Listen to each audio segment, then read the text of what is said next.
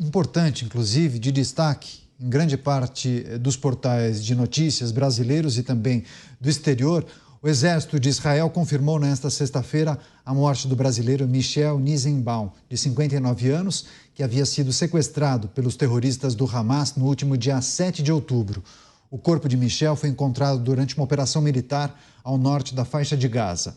A família de Michel tinha esperanças de encontrá-lo vivo, mas os israelenses indicaram que ele foi morto ainda em outubro.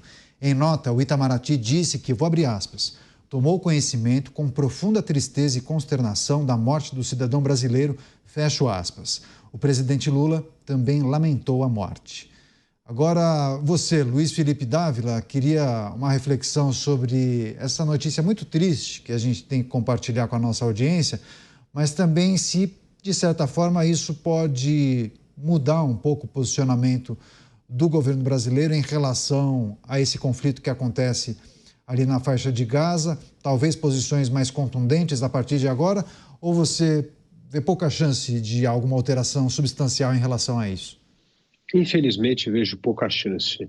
Primeiro, é bom lembrar que a morte desse brasileiro é fruto da crueldade de um grupo terrorista que matou dezenas de pessoas num ataque brutal no ano passado e que continuam mais de 150 pessoas, ainda lá 200 pessoas como refém de um grupo terrorista criminoso, que a esquerda gosta, como a gente já falou aqui nessa expressão, passar pano e querer tratar como se fossem grandes libertadores de um povo oprimido por Israel. É uma coisa inacreditável. A gente está esquecendo que pessoas foram estupradas, assassinadas brutalmente, e essas pessoas ainda são reféns desse grupo há muito tempo. E o brasileiro é apenas mais uma vítima dessa história.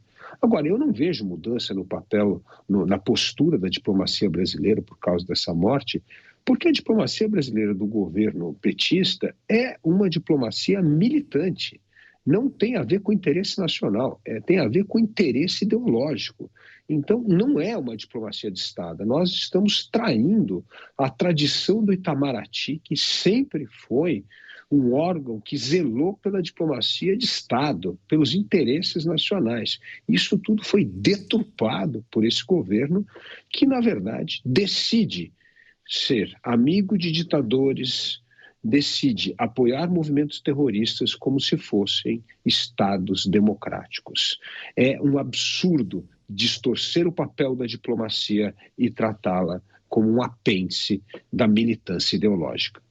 Você, Mota, triste notícia da morte do brasileiro sequestrado pelo Hamas. O que a gente precisa considerar em relação ao posicionamento do governo brasileiro, da diplomacia brasileira? Seria interessante, na sua avaliação, uma mudança de tom a partir de agora? Caniato, o sangue de Michel e dos outros reféns está nas mãos de quem apoiou ou se calou diante do terrorismo. A morte de Michel não é só fruto do terrorismo, é fruto também da ideologia, da covardia e da ignorância moral de muitos políticos e governos. Eu sempre falo aqui da coisa mais impressionante do ataque de 7 de outubro foi o estado eufórico dos terroristas, de como eles estavam felizes, alegres, enquanto violentavam mulheres, torturavam pais na frente dos filhos, matavam filhos na frente dos pais, depois abriam a geladeira lá da casa para pegar comida para fazer um lanche. Nunca se viu nada parecido na história da humanidade. Eu não consigo esquecer a cena daquele terrorista ligando para a mãe para dizer que tinha matado vários judeus e o som de alegria da voz da mãe do outro lado. Não foi só o terrorista, foi todo mundo que colaborou para que aquilo acontecesse e que depois, de uma forma ou de outra, por ação ou por omissão, apoiou aquilo. O que nós estamos vendo, o que nós vimos e ainda estamos vendo, é o mal em estado puro.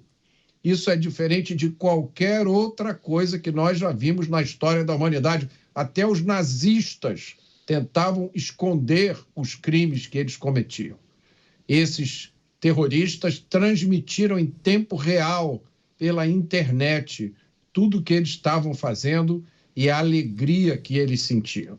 Não há absolutamente nenhum diálogo com isso. Qualquer político, qualquer governo que não condene isso da forma mais dura possível está, de uma forma ou de outra, colaborando para que isso aconteça de novo.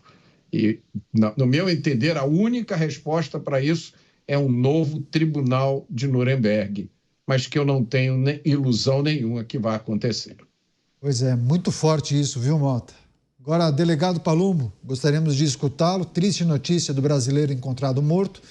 Tinha sido sequestrado pelo grupo terrorista Hamas. Para fechar.